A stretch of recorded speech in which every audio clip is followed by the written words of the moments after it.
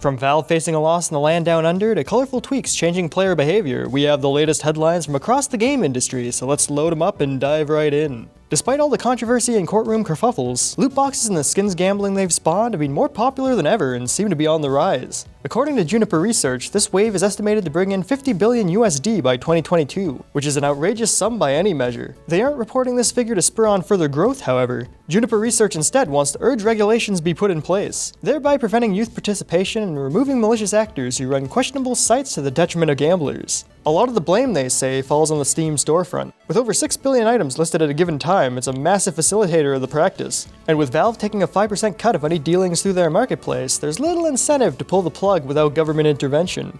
Good news for stateside developers. According to analytics firm Sensor Towers, spending on mobile games saw a 13% rise in America last year, climbing up to an average of $36 over 2016's modest $32. Entertainment came in second behind games, rounding out at a respectable $4.40. There was a 7% increase for games downloaded on iPhones too, so if you're looking to develop on mobile platforms, know that there's a growing audience out there looking to download and spend more on content. If you're interested in bringing a little more balance to your online experiences, you might want to take a cue or two from the developers of Fortnite.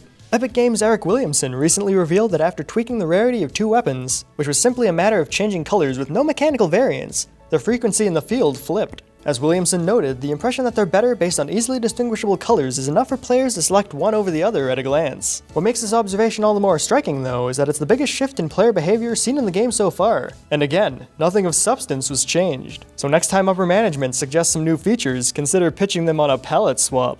Former executive producer Chris Passley and creative director Alex Lean are launching a new mobile studio called ORDINAL Games. Split between design and distribution in America and development in China, the cross-Pacific company is looking to produce interactive stories. Moreover, they want to build their product into a platform that allows players to write and sell their own stories too, fetching them a modest share of any user-generated revenue. We see a greater level of narrative integration as the next step for mobile RPGs, Chris Passley said. Allowing players to create their own narratives inside our platform is one of the ways our games will be able to differentiate themselves, with vast amount of creative, constantly refreshing content. Interactive fiction managed to bring in well over $10 million across some of the bigger brands in the space last year, so if mobile research firm Aptopia's findings still hold strong, they're poised to break into a rather lucrative market.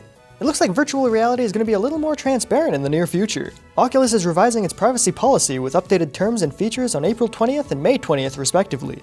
The new terms will include a code of conduct and real-world examples of how the data they collected is utilized. They're also unveiling a new My Privacy Center for users to view and download information they've shared with the company. The only caveat being locally stored data and information provided anonymously won't be listed. This move will put them ahead of the European Union's General Data Protection Regulation, which is a law covering the privacy of personal data exported outside of the EU. So you could say Oculus will have their visors covered when the legislation kicks into gear May 25th. It seems Valve has lost its repeal to the High Court of Australia and has a $2.5 million penalty on their hands for breaching Australian consumer law. The Australian Competition Consumer Commission planted the roots of this legal battle back in 2014, believing Valve was misleading Steam customers with its refund policy by skirting around guarantees and modifying warranties. Valve attempted to convince the court that digital products sold through Steam aren't considered Australian goods, but the presiding judge didn't agree and set the precedent that goods would indeed include software under Australian law. The charges of misleading or deceptive conduct and false or misleading representations to Australian customers carried weight, and their appeal from December 2017 didn't score Valve the win they wanted.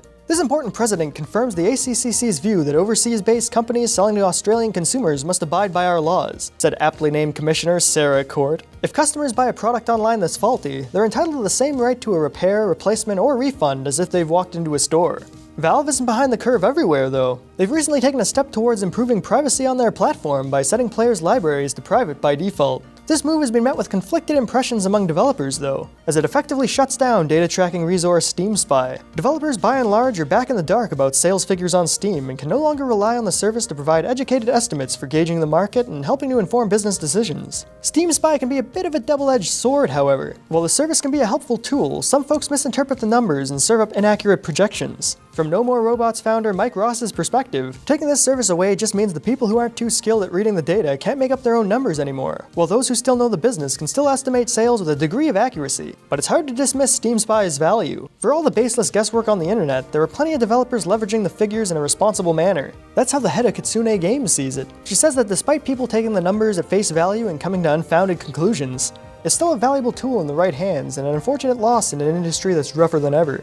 On the brighter side of business, the industry over in Italy looks to be in fantastic shape. The Italian trading body AESVI has disclosed statistics for their market in 2017, and there's plenty of positive numbers to shift through. Between digital and retail, just over €1 billion were spent on software over the year, with another 428 million coming from hardware and accessories. In regards to the games themselves, 17 million Italians were enjoying them during the 12-month period, with a respectable gender diversity of 59% male to 41% female players. Traditional football was a big seller for consoles over there, with FIFA 18 topping the charts, while The Sims 4 and Clash Royale brought in the business for PC and mobile platforms. Consoles, PC, and mobile shared similar figures too, boasting audiences of 48, 46, and 42% respectively. So if you're considering to break into the Italian market, you might want to give their overview a read. And that covers this week's lineup, ladies and gentlemen. Was there anything you found particularly insightful? Did we miss something you think should have been covered? Let us know in the comments below, and be sure to tune in next time for another newsworthy breakdown.